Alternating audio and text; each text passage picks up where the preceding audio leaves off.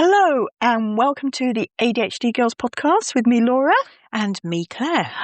And today we're going to talk about mental fatigue, mental drains, like the impact having an ADHD brain has on our energy levels, mental levels, physical levels, all that stuff. So first, we're going to start off, as we do every episode, with how did ADHD show up for us?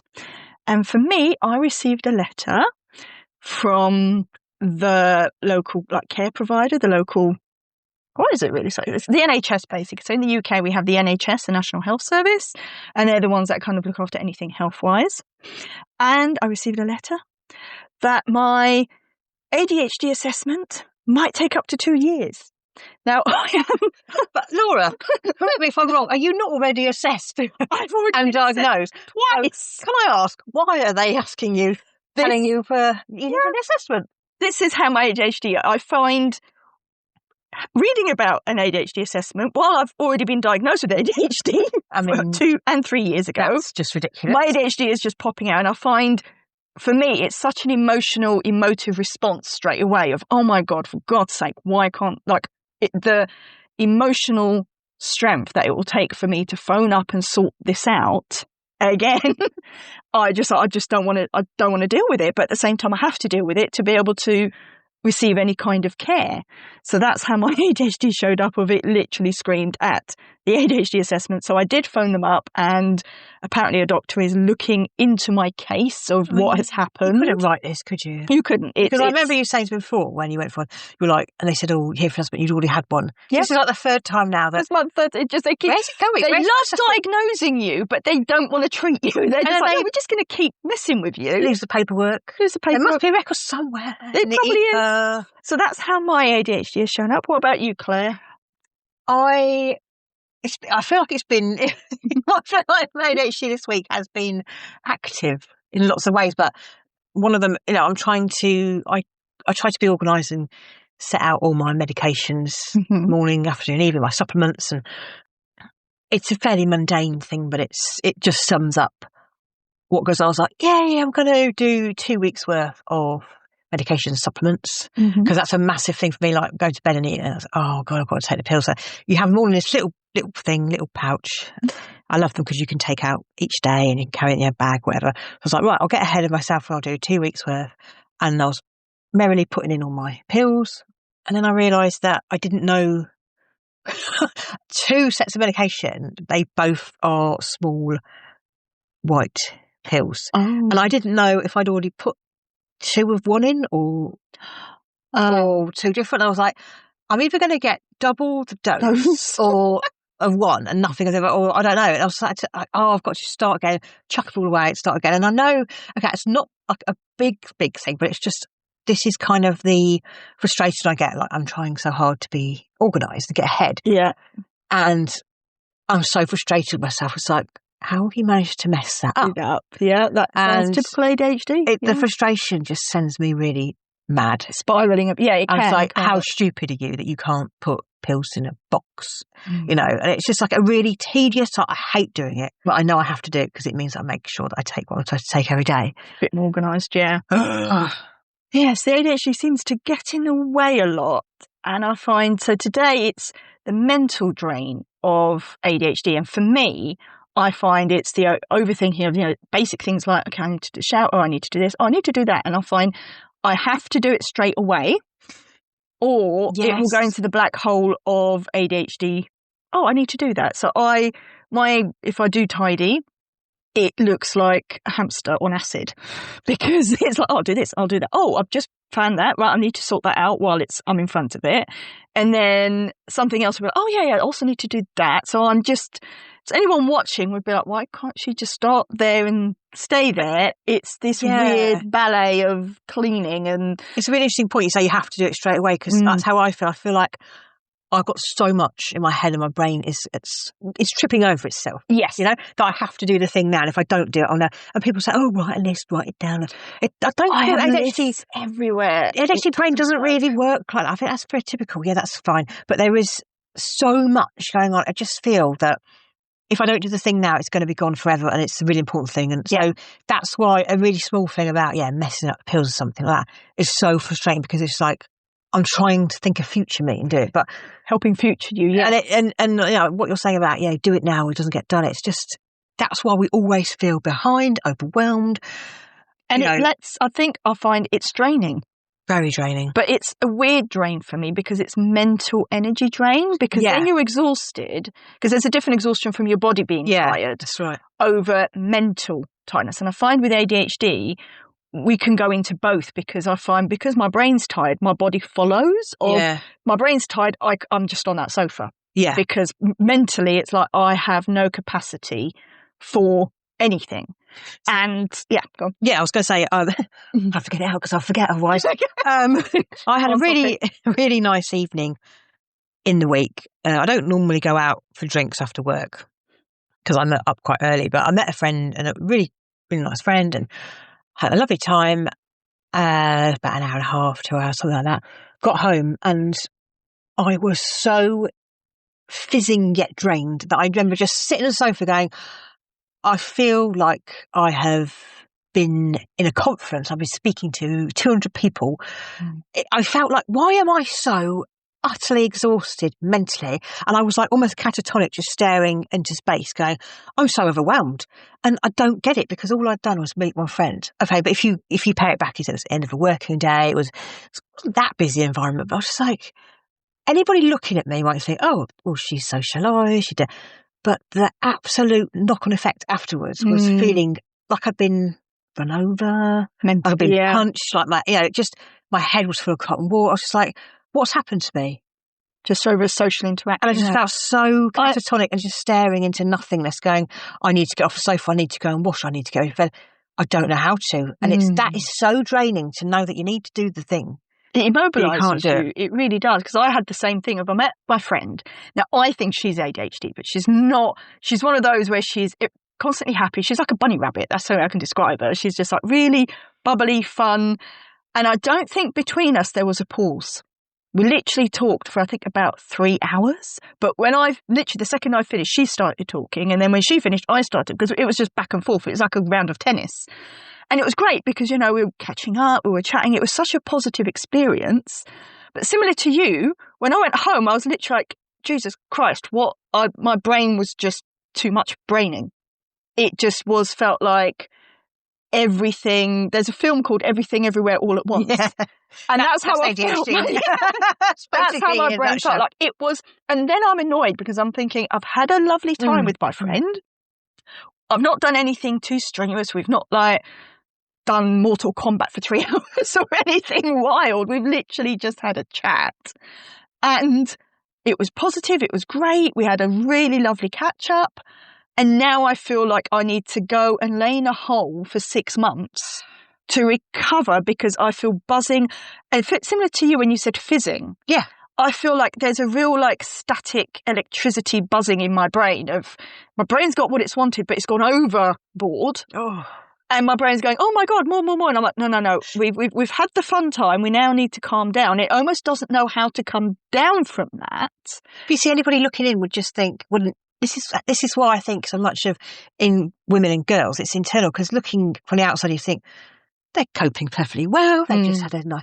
It wouldn't think anything of it. Nothing going on. It didn't seem to be any strain. I mean, I was quite happy in this environment. But afterwards, it's like my body and brain just went, no, enough. That you've completely overdone it. I couldn't form a sentence. I literally just sat there staring off, and then you go into the other extreme of then doing nothing. Yeah, but your brain's there just kind of still buzzing, and you're trying to calm down, but I find it really difficult. I've tried the meditation, no. I tried certain music, no. And I found my brain's then trying to lock onto something else where I'm there going, no, I'm overstimulated now. I don't need more stimulation, but I find I really struggle to come down from there naturally and kind of level out a bit, because my brain is just absolutely it's just been to the fairground. And I'm trying to it's literally like a 5-year-old at a fairground where you're like, we need to go home now. And the 5's like, no, but I need to go on all the rides again. And it's like, no, we've done all that. And we now need to leave. Yeah, it's eating candy floss. Sugar high. It's had full fat everything. And it's on that, like, Oh. oh God, yeah, no, we stay here now. We're going to be here for the next 6 months. And you're like, no, we need to go home because we need to have dinner. And this is how my brain feels like, of it's just going, no, but I want to stay. I want to go on that ride again. And you're like, it is so hard to kind of come out of that zone. Yeah. You need to make that change. You need to kind of come out of that place of, we've done that. We now need to change. Yeah. That habit, is it a habit? Is it I don't know what it is, but I think it's your brain going from one state to another. Yeah, we get so emotionally invested in what we're in. It's really hard to transition. I think the emotional attachment is a big thing for me, because I find I'm so like, oh my God, I had such a great time. And it's then coming away from that where your brain's like, no, I want to have more good times. And you're like, yeah, we will, but not right now. I feel that I invest so much into I'm taking in so much information. Whatever I'm doing, I'm not still. I'm absorbing loads. I'm noticing things. My brain is firing off all the time. So it doesn't want to be. It's sort of like dragged off something. It doesn't want to be dragged away. Like you're saying at fairground. So then to transition into sitting at home, it's just like, hang on, I don't know what this is. That's why I'm just staring at the wall. I remember my dad had a cat. And I don't know if other people's cats do this, but the cat would just stare into space or stare at the wall. Yeah. And I was like, what the hell is going on? And I feel like that cat just like, it's like, I need to zone out. From life. Do a bit astral planing. Yeah, that could be it. But just getting so invested in something. And something, saying about us noticing things, and I was saying to my partner that I keep noticing a certain time of the day. And it happened again today. Every day I seem to be looking at a watch or a phone or something and seeing the same time. What time is it? Well, I'm not going to say.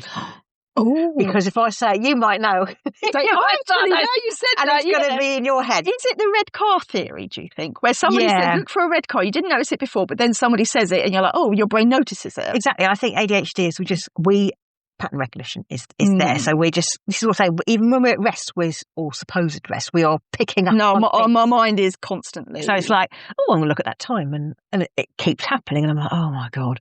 And now it will happen until the end of days, probably. It'll be the only time I'll ever register in my life. It's like, if you want to meet me at that particular time, I will be there.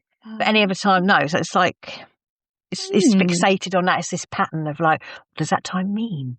Is there a significance to it? I think it's I go quite deep into meanings. Like for me, maybe the transition state for our ADHD brains for me is I find during the day I do things, in the evening it's that wind down.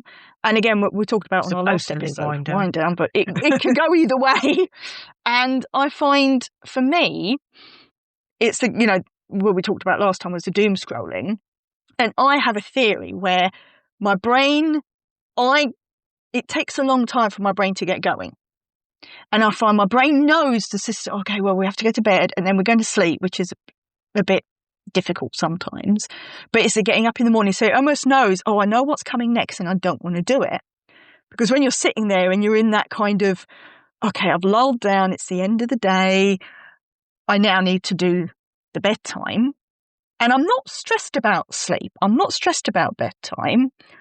But I just know that, oh God, the morning I'm not looking forward to, because it takes such a long time for me to feel human that I feel it's that as well, that habit of, right, I know my brain's anticipating, I know what comes next, and I don't want to do it because of what then comes after that. Once I'm in the day and I'm out and about and I'm okay, that bit's fine. My brain's like, yeah, okay, I've got into the flow. I'm in that habit. I'm in that state. And I find for me, changing my brain state is what I or it or whatever this is struggles with. And that is a defining feature, I think, of the ADHD brain. Just moving from... Yeah.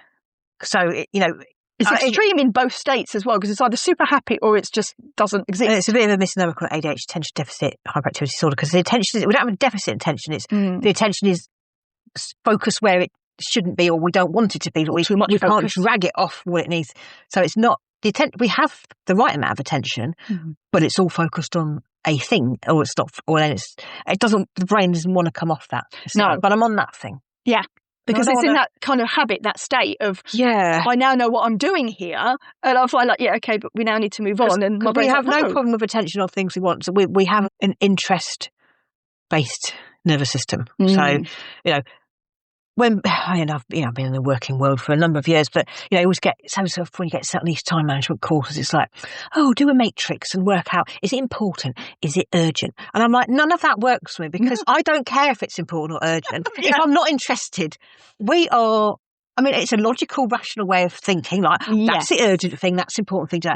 But the ADHD brain, if we are latched onto something we're interested in, and we often have no control over that, we will research it to death until we're not interested anymore. So that's what's so difficult. It's the lack of consistency. So saying to somebody with ADHD, oh, just work out what's important, it's like, but where's the fun? Where's the creativity? Where's the joy? So we need that. So if someone says to me it's important, it's like, that means nothing to me. If it's not important to you, it's not important. We won't, It has to come from you. Yeah. And if you go, right, knitting or whatever, that's important to me. So if someone talks about, oh, yeah, you'd be like, right, that's for me. Yeah. I can focus on this because it's important to me. But if somebody goes, right, I don't know, bikes or something, where you're like, that's not really my thing. Yeah. My brain would just be like, no, zero, don't care, move on. So I have to create a lot of systems at work to make sure that I do the thing I'm supposed to do. Yeah, and again, someone looking in might think, oh, she's got the work done. It's like, yeah, but I have got so many systems in place and so many apps and so many tools and so many timers to make sure that I do the thing, to give the sense of urgency to something I find boring, because that will give me the dopamine. So yeah, we have a fundamentally different brain system, which is interest-based. Yes. Rather than importance. And that can lead, I think, as well to it's cognitive fatigue. Yeah. I find, because my brain will just literally, I find it just hits a wall. And then after that, into the wall. Yeah. And then after that, it doesn't matter what I do. I can listen to music. I can listen to a podcast. I can listen to static. My brain is almost like in this weird wobble state where the only reason it needs a reset, which would be sleep, but then it's sometimes difficult if that's in the middle of the day or if it's late at night. And then it's like, right, okay, I need to get it in that state. But it's hard to manage. It is. I really, I struggle to manage it. So we've come to the end of the episode, and it's the no shame zone where we share something that previously would bring us a lot of shame to do with ADHD, but now we're sharing it in the hope that it affects someone else similarly. You can just go, oh yeah, I do that as well. It's not so bad. And what? So what? For me, I used to, for example, with the ADHD assessment letter, that to me straight away, I had such a strong emotional response to it. And previously I would just be like, oh my God, I don't know how to deal with this because I'm so stressed out. I'm so emotive. I feel like crying and I don't know how to deal with it, because if I phone up, I'll get stressed about, well, what am I going to say? Because I know it's not whoever picks up the phone's fault. But at the same time, it's that frustration of, oh, for God's sake, this has gone wrong again. And why has this happened? And like, why is it down to me to sort out? And I'm managing that better. And I don't quite know how. I think over time, I'm just kind of being more gentle with myself and going, right, it is fine. I've had that reaction. I've got it out of my system. That's a completely normal reaction. And while I'm on that, I just think, right, I'm just going to call them, not overthink it, and just explain kind of put it in their thing of like, this has gone wrong, what can you help me? Because previously I would just, I just overthink and not get anything done. Yeah. And then weeks or whatever, like any other letter or anything, I'll just be like, oh, and then it builds. So you almost like, I can relate to that. It almost feels like you go very quickly to this state of like anger, frustration and rage and like, whoa, why is this happening? But you've done really well because you faced it. Yes. And previously I'd have because it would build, I'd have shame over, oh, I should have called them, or I'll do it later, because then it becomes this big thing. Yeah. And I find now if I just quickly do it, it's not a big thing. Yeah. I've dealt with it. But previously it would just turn into, I wouldn't call them. It would build inside me of, okay, just call them, into this massive thing. And then I would just sometimes never do it because it was like, oh my God, this huge thing now, which it wasn't. It was just either a phone call or an email or some form of communication. And I couldn't do it because it would just be too big. And you had so much emotion attached to it. Yes, because by that point in my mind, I've overthought it so much. There's so much emotion and stress and anger and everything built into this imaginary thing that doesn't exist. Yeah. That I would just feel crippled by it and not do anything because it's now this massive, huge event of making a phone call where I'm like, for God's sake, just get your life. And then I'd get... So you're judging yourself saying, I should be able to do this. Yeah, it's just a phone call. It's just a phone call. And in my mind, I'd be like, it's just like, just talk to someone. But it becomes something it isn't because of my brain. Yeah. I think, and I get it, it's trying to protect me. But it's good you're taking action because the ADHD wants to be impulsive and take action, and you're using that as a force to pick up the phone. It's just a phone call. And in literally, I'd be like, right, it's just a phone call. Just do it. And I'd just quickly dial the number, phone them, go on the other side was really nice, and waiting to hear back from a doctor. So it's progressed from me having a nervous breakdown over I have to make a phone call to now okay, I've made the phone call.